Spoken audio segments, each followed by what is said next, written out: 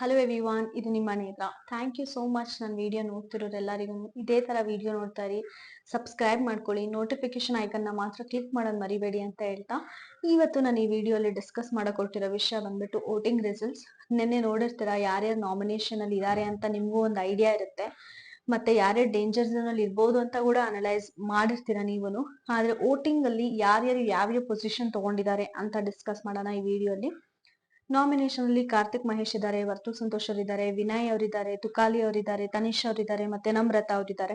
ಇಷ್ಟು ಜನ ಅಲ್ಲಿ ನಿಮ್ಗೆ ಯಾರು ಫೇವ್ರೆಟ್ ಕಂಟೆಸ್ಟೆಂಟ್, ನೀವ್ ಯಾರಿಗೆ ವೋಟ್ ಮಾಡಿದೀರಾ ಅಂತ ನನಗೆ ಕಮೆಂಟ್ ಸೆಕ್ಷನ್ ಅಲ್ಲಿ ತಿಳಿಸಿ.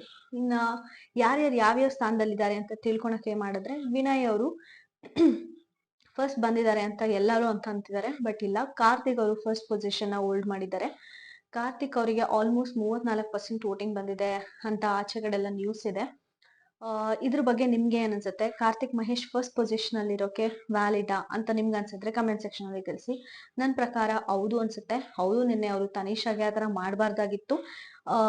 ಫ್ರೆಂಡ್ ಬಕೆಟ್ ಹಿಡಿತಿಲ್ಲ ಮತ್ತೆ ಯೂಸ್ ಮಾಡ್ಕೊಳ್ತಿಲ್ಲ ಅಂತ ಪ್ರೂವ್ ಮಾಡಕ್ ಹೋಗ್ಬಿಟ್ಟು ತನಿಷ್ ಅವ್ರನ್ನ ನಿನ್ನೆ ನಾಮಿನೇಟ್ ಮಾಡಿದ್ದು ಕಾರ್ತಿಕ್ ಅದ್ ತಪ್ಪು. ಬಟ್ ಅದು ಬಿಟ್ರೆ ಒಂದು ವ್ಯಕ್ತಿತ್ವ ಅಂತ ಕನ್ಸಿಡರ್ ಮಾಡಿದ್ರೆ, ಒಂದು ಟಾಸ್ಕ್ ಅಂತ ಕನ್ಸಿಡರ್ ಮಾಡಿದ್ರೆ, ಒಂದು ಕಾಮಿಡಿ ಅಂತ ಕನ್ಸಿಡರ್ ಮಾಡಿದ್ರೆ ಅವ್ರು 100% ಕೊಟ್ಟಿದ್ದಾರೆ. ನನ್ ಚೆನ್ನಾಗಿ ಆಡ್ಕೊಂಡ್ ಬಂದಿದ್ದಾರೆ ಅನ್ನೋದು ನನ್ನ ಅಭಿಪ್ರಾಯ. ನಿಮ್ಗೆ ಏನ್ ಅನ್ಸುತ್ತೆ ಅಂತ ಕಮೆಂಟ್ ಸೆಕ್ಷನ್ ಅಲ್ಲಿ ತಿಳಿಸಿ. ಇನ್ನು ನೆಕ್ಸ್ಟ್ ಬಂದ್ಬಿಟ್ಟು 2ನೇ ಸ್ಥಾನದಲ್ಲಿ ವರ್ತೂರ್ ಸಂತೋಷ್ ಅವ್ರು ಇದ್ದಾರೆ. ನನ್ಗೆ ಇದು ನಿಜವಾಗ್ಲೂ ಪ್ರತಿ ವಾರನು ಶಾಕಿಂಗ್ ಆಗೋದಂದ್ರೆ ವರ್ತೂರ್ ಸಂತೋಷ್ ಅವ್ರ ವೋಟಿಂಗ್ ರಿಸಲ್ಟ್ಸ್. ಅವ್ರು ಏನೇ ಮಾಡಿದ್ರು ಏನೇ ಮಾಡಿಲ್ಲ ಅಂದ್ರು ಆಡಿಯನ್ಸ್ ಅಂತೂ ವೋಟ್ ಮಾಡಿ ಅವ್ರಿಗೆ ಸಪೋರ್ಟ್ ಮಾಡ್ತಿದ್ದಾರೆ. ರೀಸನ್ ಅಂತೂ ನಂಗೆ ಗೊತ್ತಾಗ್ತಾ ಇಲ್ಲ. ಬಟ್ ಈ ವಾರ ನಿನ್ನೆ ಟಿಕೆಟ್ ಟು ಫಿನಾಲೆ ಟಾಸ್ಕ್ ಅಲ್ಲಿ ವರ್ತೂರ್ ಸಂತೋಷ್ ಅವ್ರು ಗೆದ್ರು. ಹೌದು, ಆಡ್ತಾರೆ, ಬಟ್ ಅಲ್ಲೊಂದ್ ಗೇಮ್ ಅಷ್ಟೇ ಆಡ್ತಾರೆ. ಅವ್ರ ಕಾಮಿಡಿ ಆಗ್ಲಿ, ಇಲ್ಲಾಂದ್ರೆ ಮನೆಯವ್ರ ಹತ್ರ ಬೆರೆಯೋದಾಗ್ಲಿ, ಅದೆಲ್ಲ ಕನ್ಸಿಡರ್ ಮಾಡಿದ್ರೆ ಅವ್ರು ಝೀರೋ ಅಂತಾನೆ ಅನ್ಸುತ್ತೆ ನನ್ಗೆ. ಬಟ್ ಆದ್ರೂ ಸೆಕೆಂಡ್ ಪೊಸಿಷನ್ ಅಲ್ಲಿ ಇದ್ದಾರೆ. ಅದೇಂಗಂತ ಗೊತ್ತಿಲ್ಲ. ಚೆನ್ನಾಗ್ ಆಡ್ಕೊಂಡು ಒಂದು ಮನೆಯಲ್ಲಿ ಅವ್ರ ಪ್ರೆಸೆನ್ಸ್ ತೋರ್ಸೋರಿಗೆ ವೋಟ್ ಮಾಡ್ಬೇಕು ಅಂತ ನನಗನ್ಸುತ್ತೆ. ಇಟ್ ಜಸ್ಟ್ ನನ್ನ ಒಪಿನಿಯನ್ ಅಷ್ಟೇ. ನಿಮ್ಗೆ ಇಷ್ಟ ಆಗೋ ಕಂಟೆಸ್ಟೆಂಟ್ಸ್ಗೆ ನೀವು ವೋಟ್ ಮಾಡ್ಕೋಬಹುದು. ಬಟ್ ಅನ್ಯಾಯ ಆಗ್ಬಿಡುತ್ತೆ ಬೇರೆ ಆಡ್ತಿರೋ ಕಂಟೆಸ್ಟೆಂಟ್ಗೆ ಅನ್ನೋದು ನನ್ ಕನ್ಸರ್ನ್ ಅಷ್ಟೇ. ಇನ್ನ ಥರ್ಡ್ ಪೊಸಿಷನ್ ಅಲ್ಲಿ ಬಂದ್ಬಿಟ್ಟು ವಿನಯ್ ಇದ್ದಾರೆ. ನಾನ್ ಅನ್ಕೊಂಡೆ ನಿನ್ನೆ ನಾಮಿನೇಟ್ ಆದಾಗ ಮೋಸ್ಟ್ಲಿ ವಿನಯ್ ಅವರೇ ಫಸ್ಟ್ ಪೊಸಿಷನ್ ಅಲ್ಲಿ ಇರ್ತಾರೇನೋ, ಕಾರ್ತಿಕ್ ಅವ್ರು ಸೆಕೆಂಡ್ ಅಲ್ಲಿ ಇರ್ತಾರೇನೋ ಅಂತ.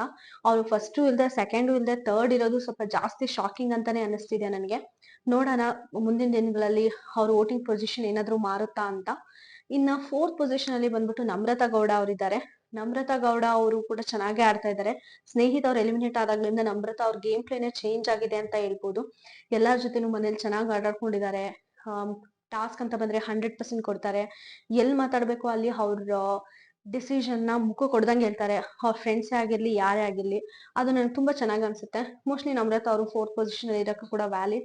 ಆದ್ರೆ ಅವರು ಇತ್ತೀಚೆಗೆ ನನ್ ಮನೇಲಿ ಇರಕ್ ಇಷ್ಟ ಇಲ್ಲ ಅಂತ ಅಳ್ತಿರೋದು ಅವ್ರಿಗೆ ನೆಗೆಟಿವ್ ಆಗುತ್ತಾ ಅಂತ ಕಾದ್ ನೋಡ್ಬೇಕು. ಇನ್ನ ಫಿಫ್ತ್ ಪೊಸಿಷನ್ ಅಲ್ಲಿ ಬಂದ್ಬಿಟ್ಟು ತುಕಾಲಿ ಅವರಿದ್ದಾರೆ. ತುಕಾಲಿ ಅವರು ಅಷ್ಟೇ ತುಂಬಾ ಚೆನ್ನಾಗಿ ಆಡ್ಕೊಂಡ್ ಬಂದಿದ್ದಾರೆ. ಅವ್ರ ಪ್ರೆಸೆನ್ಸು ಅಷ್ಟೇ ಬಿಗ್ ಬಾಸ್ ಅಲ್ಲಿ ತುಂಬಾ ಚೆನ್ನಾಗೇ ಇದೆ. ಕಾಮಿಡಿ ಮಾಡ್ತಾರೆ, ಎಲ್ಲಾರ ಜೊತೆ ಇನ್ವಾಲ್ವ್ಮೆಂಟ್ ತೋರಿಸ್ತಾರೆ. ಅವರು ಚಾಡಿ ಹೇಳ್ತಾರೆ ಹಂಗೆ ಹಿಂಗೆ ಅಂತ ಮನೆಯವರೆಲ್ಲ ಕಂಪ್ಲೇಂಟ್ ಮಾಡಿದ್ರು ಕೂಡ ಅವರು ಅದಕ್ಕೇನು ತಲೆ ಕೆಡಿಸ್ಕೊಳ್ದೇನೆ ಎಲ್ಲಾರ ಜೊತೆನೂ ಚೆನ್ನಾಗಿದ್ದಾರೆ ಅಂತಾನೆ ಹೇಳ್ಬೋದು. ಲಾಸ್ಟ್ ಪೊಸಿಷನ್ ಅಲ್ಲಿ ತನೀಷಾ ಅವರಿದ್ದಾರೆ. ಇದು ನಿಜವಾಗ್ಲೂ ಅನ್ಯಾಯ ಅಂತಾನೆ ಹೇಳ್ಬೋದು ತನೀಷಾ ಅವರಿಗೆ.